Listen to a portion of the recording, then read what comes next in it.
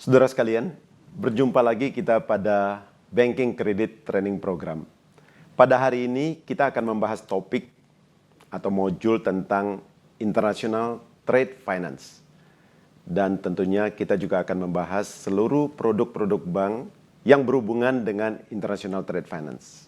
Topik ini sebetulnya tidak terlalu sulit untuk dimengerti, tetapi karena kompleksitas daripada International Trade Finance yang akan kita bahas dengan detail nantinya, menyebabkan orang kadang-kadang tidak terlalu mengerti secara dalam. Dan khususnya pesan ini saya berikan kepada Anda sebagai seorang Credit Marketing Officer, di mana tugas kita nantinya menganalisa kebutuhan nasabah, menyusun fasilitas kredit, baik itu cash atau non-cash, menganalisa resiko yang mungkin timbul ketika kita memberikan fasilitas tersebut, dan menganalisa apakah kita akan mendapatkan kembali uang yang kita berikan kepada nasabah tersebut. Mari kita masuk kepada objektif daripada modul ini. Adapun objektif dari pembelajaran kita pada hari ini, pertama, untuk kita semua, mengerti tentang mekanisme perdagangan internasional. Apa saja itu? Pertama, paling dasar, sales contract. Sebelum sesuatu terjadi, harus ada sales contract sebagai dasar bagi nasabah kita, sebagai importir mungkin, atau eksportir di luar negeri dalam melakukan transaksi dengan LC. Yang kedua, delivery system. Jadi kita mengerti bagaimana satu barang yang dipesan dikirim oleh seller atau eksportir kepada buyer, terutama dalam perdagangan internasional.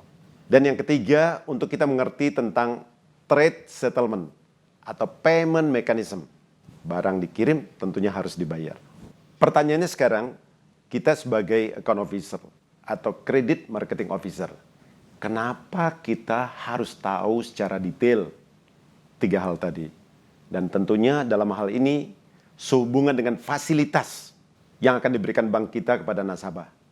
Baik fasilitas modal kerja, baik fasilitas documentary letter of credit, LC, atau fasilitas-fasilitas bank garansi lainnya.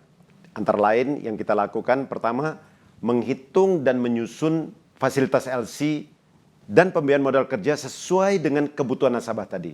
Tentunya tergantung daripada karakter dan nature daripada transaksinya, transaksi kedua belah pihak. Yang kedua, kita harus mengevaluasi resiko yang mungkin timbul di dalam transaksi trade finance. Ingat, apapun resiko yang terjadi di dalam perjalanan merupakan resiko nasabah dan resiko bank. Yang ketiga, ingat risiko, kita masuk kepada step berikutnya, menyusun proteksi bagi bank. Baik dalam transaksi trade finance maupun dalam transaksi kita memberikan pinjaman modal kerja. Yang keempat, kita harus mulai menyusun langkah-langkah dalam melakukan monitoring, account management, dan melakukan kontrol terhadap transaksi tersebut. Sehingga putaran daripada transaksi tersebut, siklus daripada transaksi tersebut bisa berjalan dengan sempurna dari pemesanan kepada seller sampai barang datang, sampai barang dijual. Nasabah mendapatkan cash dan kita bisa dibayar. Dan yang terakhir, yang mungkin tidak kita harapkan, kita juga harus menyusun strategi problem loan management.